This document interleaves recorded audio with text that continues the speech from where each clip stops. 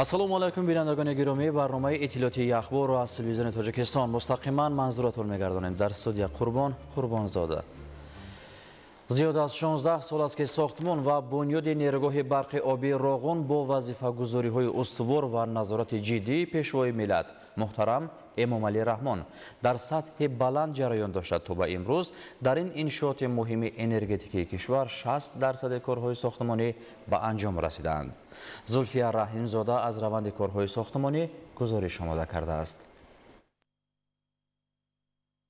новобаста аз фасли сармо ва бориши барфу борон, кор дар бузургтарин иншооти гидроэнергетикӣ нерӯгоҳи барқи обии Роғун бо суръат ҷараён дорад. корҳои сохтмонӣ дар ду баст рӯзона ва шабона роҳандозӣ гардида лаҳзае қад намегарданд. ҳоло дар ин иншооти аср зиёда аз 19 000 муҳандисону сохтмончиёни соҳибтаҷриба кору фаъолият намуда кохи бошукӯҳи нурро бо азму иродаи қавӣ бо эҳсоси баланди ватандӯстӣ бунёд менамоянд. раванди корҳои сохтмонӣ дар тамоми қитъаҳои сохтмонии нерӯгоҳи барқи обии Роғун бо суръат ҷараён дошта, бунёди кохи нур бо азму иродаи матин ва эҳсоси баланди ватандорӣ вусъат меёбад. нерӯгоҳи барқи обии Роғун иншооти бузурги гидроэнергетикии аср буда бо мақсади тавлиди нерӯи барқ, танзими об, коҳиш додани хатари обхезӣ ва хушксолӣ таҳрезӣ гардида зиёда аз 16 сол инҷониб бо андешаи солим ва заҳмати масъулиятнок бунёд мегардад. дар ду агрегати аввалини он ки мавриди баҳрабардорӣ қарор доранд, то ба имрӯз зиёда аз 10 миллиард киловатт-соат нерӯи барқ истеҳсол гардидааст, ки аз он 135 миллион киловатт-соат нерӯи барқ танҳо ба соли 2026 рост меояд. айни ҳол ду гидроагрегат мавриди истифодаварӣ қарор доранд, ки бо тавоноии зиёда аз 180 мегаватти ҳар кадоми онҳо кору фаъолият намуда истоданд.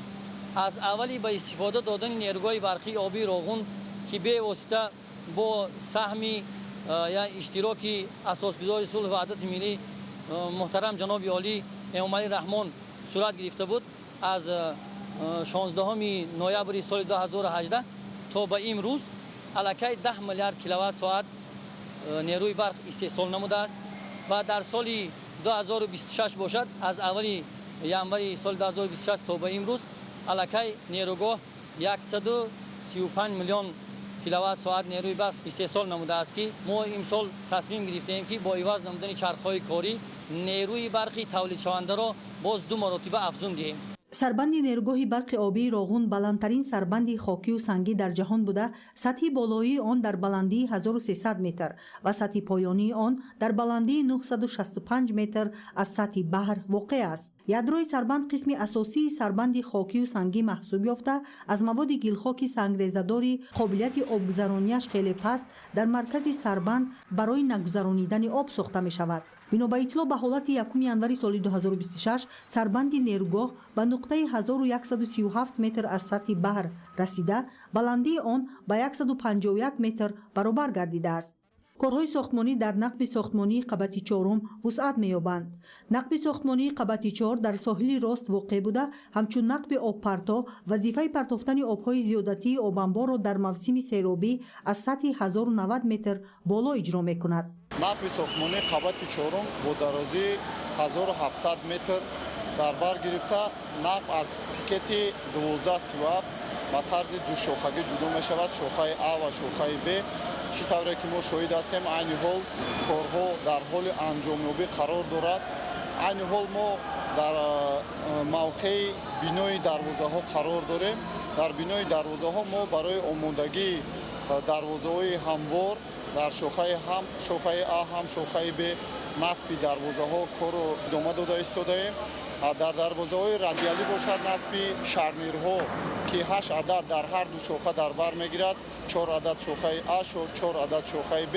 инҳо аллакай васлу насб гардидаанд, ба анҷом расидаанд. айни замон мо қарор дорем дар баромадгоҳи қабати 4.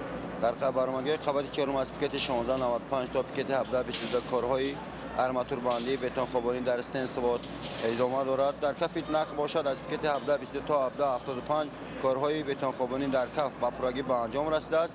дар деворҳо бошад корҳои арматурбандӣ идома дорад. زنان و مادران نیز در برابر ساختمانچیان و مهندسان نیروگاه برق آبی راغون با صبر و تحمل خاصی زنان تاجیک و مهارت و هنری خود در روند بنیاد این انشاءات عظیم سهم ارزشمند گذاشته کوشش می‌نمایند تا همه ساختمانچیان را با خوراک‌های بالذت و نان‌های گرم تامین نمایند. در همین نیروگاه قریب 12 سال شد کار میکنم. کاری ما نظرناگیر هم باشد خیال میکنم که در عرصه پیش کار کرده استادم، از تحت دل خدمت میکنم که تا همین کم باشد دلم آرام گیرد که در همین ساختمان وطن خود خدمتگزار هستم. نیروگاه برق آبی راغون با مجموعه انشاءات زیرزمینی و بلندترین سربند گیدرتکنیکی دنیا مایه افتخار و سرافرازی مردم تاجیک می باشد، زیرا آن برای 100 سالها بنیاد گردیده در تامین استقلالیت انرژتیکی جمهوری تاجیکستان و رشد استحصال نیروی برق سبز اهمیت بزرگی استراتژی دارد.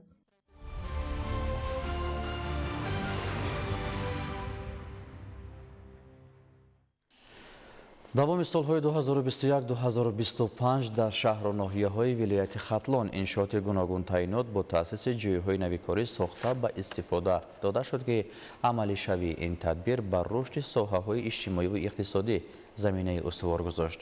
حالا با دستگیری حکومت کشور و جلب صاحبکاران وطنی در ولایت، ساختمان بناهای استقامتی، خدمت رسانی و انشاءات معارف و تندرستی ادامه دارد.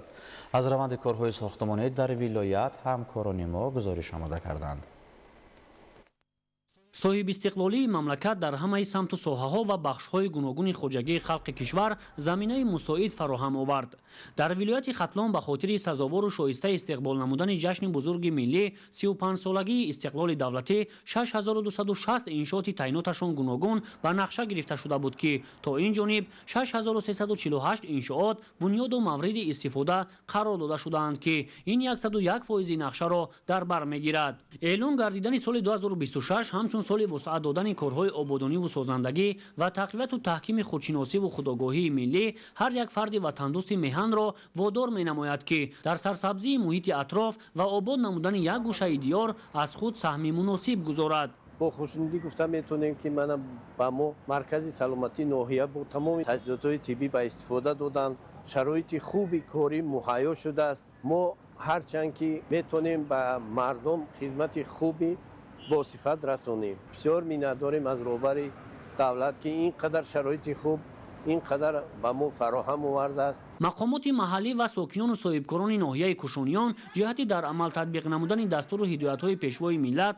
محترم امامعلی رحمان در سمت آبادانی و سازندگی اقدام‌های بنیادکارانه را بیشتر به راه مانده هدف به آن روانه نموده ایستادند که 35مین سالگرد استقلال دولتی را در سطح بلند و با دستاوردهای بلند مهنتی استقبال نمایند. ما مربی‌های کودکستان رقم 8 ناحیه کوشانیان منتداری خود را به اساسگذار صلح و وحدت ملی محترم پیشوای ملت جناب عالی میرسانیم که چنین کودکستانی زمانوی به ما به استفاده دادند که ما جواباً برای این خدمت‌های جناب عالی کوشش می‌نماییم که نسل نورس را به روحیه وطنداری تربیت نماییم. ناحیه یاوان در روند سازندگی ها بخشیده به این جشن ملی با براه ماندن اقدام های سازندگی سیمای معماری خود را به کلی دیگر کرده است که این را در بنیاد باغ و گلگشت ها، انشاءات معیشی و خدمت رسانی و کارگاه و کارخانه های نوی استحصالی و صنعتی میتوان مثال آورد.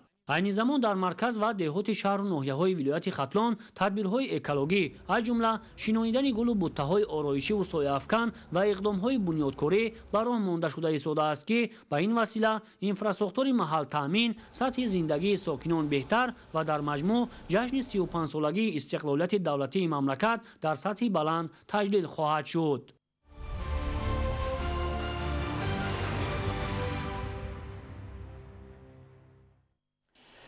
طبق تراشی یکی از هنرهای سنتی مردم تاجیک به شمار می رود. سعید بیک مشربزاده ساکن ناحیه جیهان محض این کسب اجدادی را اختیار نموده امروز آن را نه تنها ادامه می دهد بلکه به فرزندان و همسایگان نیز بیاموزاند. محصولات استحصال کرده او امروز در شهر و ناحیه‌های گوناگون کشور و حتی بیرون از آن معرفی می گردد. همکارانمان گزارش می دهند. саидбек машрабзодаро дар ҷамоати деҳоти қумсангири ноҳияи ҷайҳон ҳамчун устои табақтарош мешиносанд. тавре маълум гардид, дар баробари падари хонадон фарзандон низ аз овони хурдсолӣ ба ин ҳунар шавқи зиёд пайдо намуда имрӯз ба ҳунармандони гулдаст табдил ёфтаанд. ин гувоҳи он аст ки табақсозӣ ва чӯбтарошӣ аз замонҳои қадим барои мардуми тоҷик ҳунари маъмул ва рӯзгорсоз будааст. дар ин оила ҳамаи бародарон ҳамроҳи падар ба табақсозӣ машғул буда рӯзгори худро пеш мебаранд. мо ҳам мисли ҳамаи дигар ҳунармандо дар касби ҳам табақтарошӣ ҳунарҳои мардумӣ чуноне ки дида истед зиёда аз 30 сол шид ки мо ҳам ҳамин касбанда кор карда истем бачаҳоро омӯхта истем. ин ҳунарманди мардумӣ табақҳоро аз намудҳои гуногуни чӯб аз ҷумла чӯби бед, чормағз, тут ва дигар дарахтон истеҳсол мекунад. табақҳо ҳаҷму андозаҳои гуногун доранд. масалан чунин табақҳои калон бештар дар тӯю маъракаҳо истифода мешаванд. зиёда аз 20 шогирдо тайёр карда истем аз ноҳия, аз ҷомаъҳо, шлоқҳои ҳаду ҳамсоя. дар баробари ин дар оила баъзе аз созҳои мусиқии миллӣ низ истеҳсол мегарданд. маҳсулоти дастии онҳоро муштариён ҳам аз хона ва ҳам аз бозор дастрас менамоянд. тарошидани табақ кори саҳлу осон нест, мегӯяд ҳунарманд. дар аввал дарахт бурида шуда танаи он бо ду қисм ҷудо мегардад. сипас он муддате дар об нигоҳ дошта мешавад то раванди тарошидан осон гардад. чорабиниҳое ки дар ноҳия бошад, ҷумҳурӣ бошад, вилоят бошад, мо иштирок мекунем, хизмати худмо мерасонем. бо талошу заҳматҳои пайваста саидбек машрабзода дар озмуну намоишгоҳҳои ноҳиявӣ, вилоятӣ ва ҷумҳуриявӣ ҳамчунин берун аз кишвар ширкат варзида сазовори ҷойҳои ифтихорӣ гардидааст. маҳсулоти дастии ӯ таваҷҷӯҳи сайёҳонро низ ба худ ҷалб намудааст. ҳунари табақу созтарошӣ аҳли ин оиларо дар ҷомеа соҳиб эҳтиром гардонидааст. воқеан тавре бузургони мо гуфтаанд, ҳунарманд ҳар куҷо равад, қадр бинад. маҳмараҷаб абдуллозода, давлати файзулло, ноҳияи ҷайҳун, ахбор.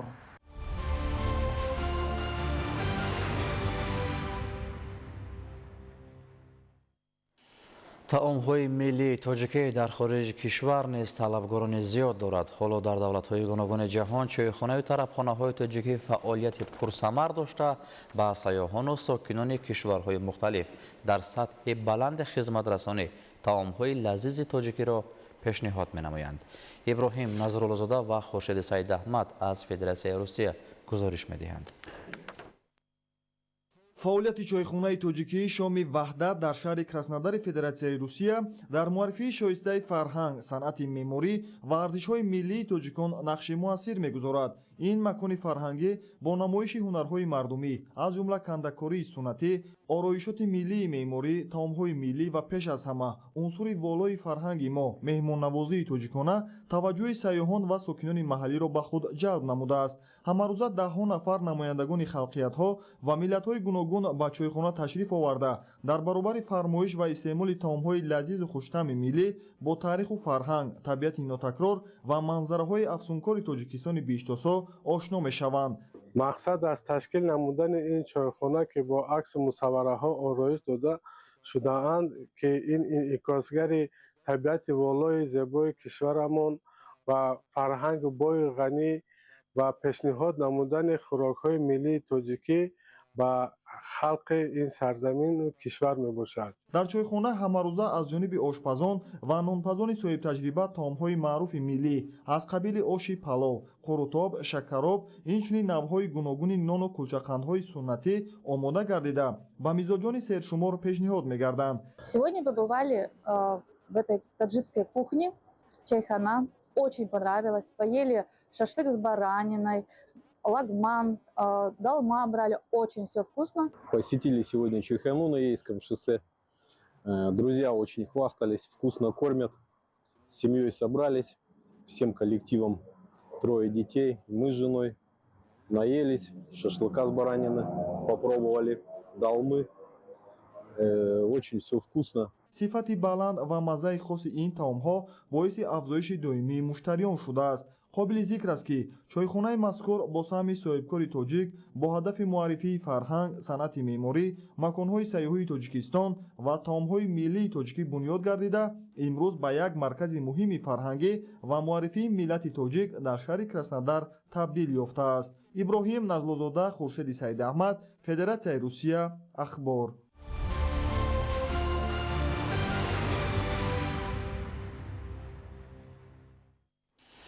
асри 21 асри илму технология буда аз ҳар фарди ҷомеа масъулияти баланд, ҷаҳонбинии васеъ ва дониши мукаммалро талаб менамояд. танҳо дар сурати истифодаи мақсаднок ва оқилонаи имкониятҳои фароҳамшуда метавон ба пешрафт ва натиҷаҳои мусбат ноил гардид. дар акси ҳол нодуруст истифода бурдани дастовардҳои илмӣ метавонад боиси паёмадҳои номатлуб гардад. тафсилот дар гузориши Қамариддин Ҳусайнзода. ин боргоҳи илм, маконе ки аз фарози таърих то ба имрӯз ҳазорҳо нобиғагонро ба миллати тоҷик ҳадя кардааст. аммо масъалае ки боиси нигаронӣ шудааст, каммасъулиятии падару модар ва рӯ овардани ҷавонон ба бозиҳои хавфноки компютерӣ мебошад. имрӯзҳо ҳукумати ҷумҳурии Тоҷикистон барои мо ҷавонон тамоми шароитҳоро муҳайё намудааст, то мо тавонем касб омӯзем, илму дониш аз худ намоем. ва мутаассифона ҷавонон вақти пурқимати худро дар беҳудагардӣ ва бозиҳои компютерӣ мегузаронанд. дар марҳилаи ҳасоси рушди ҷомеаи муосир ки технологияҳои рақамӣ ба ҷузъи ҷудонашавандаи ҳаёти инсон табдил ёфтаанд, масъалаи истифодаи оқилона ва масъулиятнокии он аҳамияти сарнавиштсоз касб намудааст. хусусан густариши беназоратии бозиҳои компютерӣ ва афзоиши марказҳое ки ҷавононро ба фазои маҷозӣ ҷалб менамоянд, ба як мушкилии ҷиддии иҷтимоӣ табдил ёфтаанд. бозиҳои компютерӣ ки аксаран бо мавзӯъҳои зӯроварона, рақобати сунъӣ ва ҷаҳони хаёлӣ шакл мегиранд, тадриҷан шуъури ҷавононро аз воқеият ҷудо месозад. дар чунин муҳит ирода заиф мегардад, тафаккури интиқодӣ коҳиш меёбад ва ҳисси масъулияти шаҳрвандӣ зери суол мемонад. ҷавоне ки бештар дар ҷаҳони маҷозӣ пирӯз мешавад, дар ҳаёти воқеӣ аз талош, заҳмат ва худшиносӣ канор мемонад. замони муосир замоне аст ки аз ҷавонон, аз аҳли башар, махсусан аз насли наврас тақозо менамояд ки пайи доштани илмдонист бошанд бештар. ҳамзамон дар баробари омӯхтани забонҳои гуногуни хориҷӣ, инчунин аз дастовардҳои навини техникаву технологияи замони муосир огаҳ бошанд. хатари аслии ин падида дар он аст ки вобастагӣ ба бозиҳои компютерӣ шакли нави вабои иҷтимоиро касб мекунад, вабое ки оромона вале пайваста нерӯи зеҳнӣ, вақт ва имконияти насли ҷавонро фурӯ мебарад. пеш аз ҳама дар пешгирӣ намудани ин худи волидон вазифадор ҳастанд ки ба кӯдакони худсо телефон натиҳанд ва ҳамчунин телефонро ба маврид истифода баранд. ва инчунин бозиҳои компютерӣ ки имрӯз хонандагони мактабҳои миёна ва дигар шахсоне ки бевосита ба бозиҳои компютерӣ машғуланд ва дар онҳо ҳар гуна бозиҳои хусусиятҳои бад доштаро бозӣ мекунанд ва бевосита дар амал онҳо метавонанд иҷро кунанд. бинобар ин ин бисёр ҳам албатта таъсири манфии бад дорад. барои ҳамин ҳар як волидайн вазифадор аст ки ҳамун телефони мобилие ки фарзанд дорад ё ба фарзанд метиҳад, онро масалан ё шабакаҳои интернетиро ба маврид истифода барад ва ба таври мусбат истифода барад ва кӯшиш намояд ки ҳама вақт ҳамун телефонҳои фарзандонро аз масалан мадди назар дур намонад, тафтиш кунад, бинад ки оё ҳамун фарзанд чӣ кор мекунад. аз ин рӯ муқовимат бар ин таҳдиди муосир бояд ҳамчун масъалаи сатҳи сиёсати давлатӣ ва масъулияти умумимиллӣ арзёбӣ гардад. назорати ҳуқуқии фаъолияти марказҳои бозиҳои компютерӣ, танзими қатъии вақти истифода, ҷорӣ намудани маҳдудияти синусолӣ ва тақвияти назорати ҷамъиятӣ бояд ба як низоми мушаххас ва амаликунанда табдил ёбад. дар баробари ин нақши оила, мактаб, донишгоҳ ва воситаи ахбори омма дар ташаккули фарҳанги дурусти истифодаи технологияҳо бояд боз ҳам пурқувват гардад. ҳангоми бисёр бозӣ кардан баъд ин бачӣ вақте ки нейронҳои мағзи сари мо як амалро иҷро кардан гирифт, одат пайдо мешавад. Одат дар радифи яъне ки фаъолият меравад. баъд шахсия вақте ки ба одат табдил ёфт, шахс аз он даст кашиданаш хеле мушкил мешавад. ҳангоми бозиҳои компютериро кардан нигоҳ кунед ки ҳангоми ғолиб шудан хурсанд мешаванд, ҳангоми мағлуб шудан ҳолати рӯҳияшон вайрон мешавад, дар онҳо стресс ба вуҷуд меояд, дар бисёр ҳолатҳо агрессия ба вуҷуд меояд. агар шумо мушоҳида карда бошед, агар дар ягон ҷое ки бозиҳои компютерӣ мекунанд, овозҳои баланд меояд, ё овози ханда, ё овози хурсандӣ, ё овози ғазабу агрессия. вақте ки мисол инсон пайҳам мағлуб шудан гирифт, агрессия ки бедор шуд, кортизол ки мисол ҳангоми ҳолатҳои стрессӣ баланд мешавад, ин ба он оварда мерасонад ки дар зиндагии ҳаррӯзааш ҳам таъсир мерасонад. ҷавонон бояд на ба фазои вобастагӣ, балки ба майдони созандагӣ раҳнамун шаванд. ба варзиш, илм, эҷод ва фаъолиятҳои иҷтимоие ки ҷаҳонбиниро ғанӣ, иродаро қавӣ ва ҳисси масъулиятро ташаккул медиҳанд. танҳо бо роҳи тарбияи маънавӣ, боло бурдани маърифати рақамӣ ва таҳкими арзишҳои миллӣ метавон нерӯи ҷавононро аз хатари парокандагӣ наҷот дода, онро ба ояндаи устувор ва пешрафтаи давлат равона сохт. дар ниҳоят масъалаи бозиҳои компютерӣ масъалаи як насл нест. ин масъалаи сарнавишти миллат аст. миллате ки ҷавононашро аз вобастагӣ ҳифз карда онҳоро ба созандагӣ раҳнамун месозад, ҳатман дар майдони таърих пирӯз хоҳанд шуд.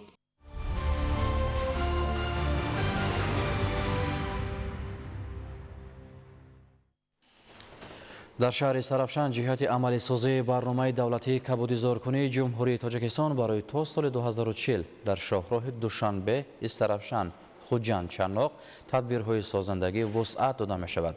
ҳамзамон дар доираи ҳамин иқдом аксияи тозагии муҳити зист гузаронида шуда, кӯчаву хиёбонҳо, манзилҳои истиқоматӣ ва назди идораву корхонаҳо аз ҳар гуна партовҳо тоза карда шуданд.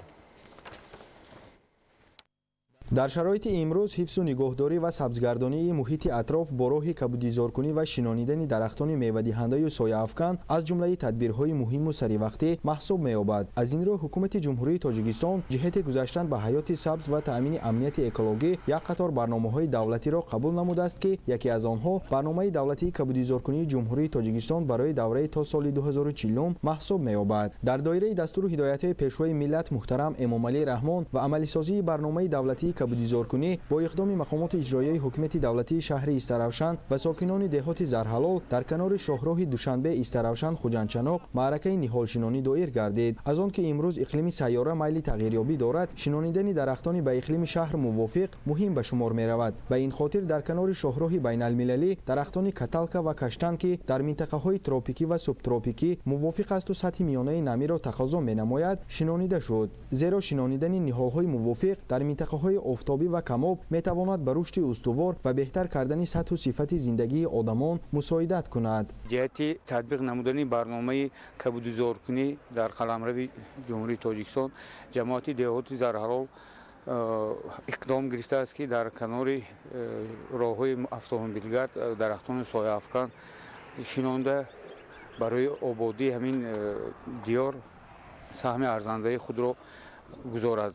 طبق اطلاع مسئولین دوام سال 2026 در تمام گوشه و کنار شهر استرافشان زیاد از 200,000 بیخ نهالان میوه‌دهنده آرایشی و سایه افکن شنانیده می شود. مورد تذکر است که ساکنان مهنتکش و سازنده شهر استرافشان در برابر عملی سازی برنامه دولتی کبودیزارکنی همزمان به تازه و آزاده نگاه داشتن محیط و اطراف و کارگاه و منزل زیست دقت و اعتبار خاص داده به خاطر حفظ طبیعت و تازه نگاه داشتن محیط اطراف اکسیه تازگی طبیعت تشکیل گردید. در اکسیه مذکور کارمندان تشکیلات و اداره‌ها، ساکنان 10 جماعت دهات و 22 کمیته محلی شهر استرافشان فعالان شرکت ورزیده حدودی به اختیار داشته خویش را از هر گونه پرتوهای سخت معیشی تازه نموده با این راه در سبز و خرمگردانی و تازگی محیط زیست سهم ارزنده گذاشته ایستادند. فردوس عمرزاده، آرزو معروفزاده، شهر استرافشان، اخبار.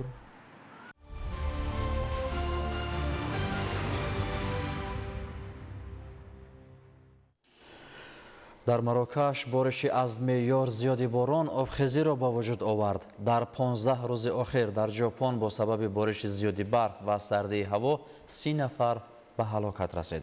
شرح این و دیگر خبرها از خارج کشور.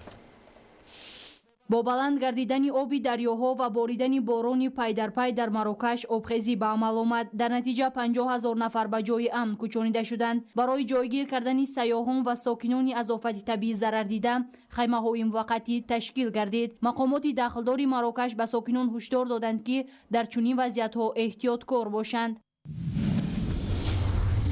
در ژاپن بر اثر خنکی و بارش برف که از 20 ینور ادامه دارد 30 نفر به هلاکت رسید. در این کشور بر اثر آفت طبیعی مجموعاً 324 نفر جراحت‌های وزنی جسمانی برداشتند. در بعضی منطقه‌ها ساکنان به برق ماندند. طبق اطلاع مقامات این سردی تا هفته آخر باقی میماند.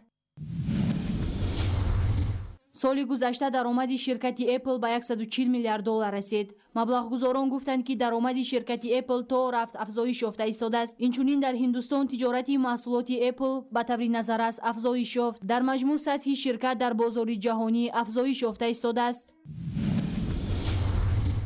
دوام چند روز اخیر بر اثر سردی‌های از حد زیاد در ایالات متحده آمریکا 42 نفر به هلاکت رسید. زیاده از 500,000 نفر ساکنان به برق ماندند. سردی بسیار در بعضی منطقه‌های کشور در راه‌های ماشینگرد مشکلی ایجاد نمود. طبق اطلاع مقامات این سردی دوام هفته باقی میماند.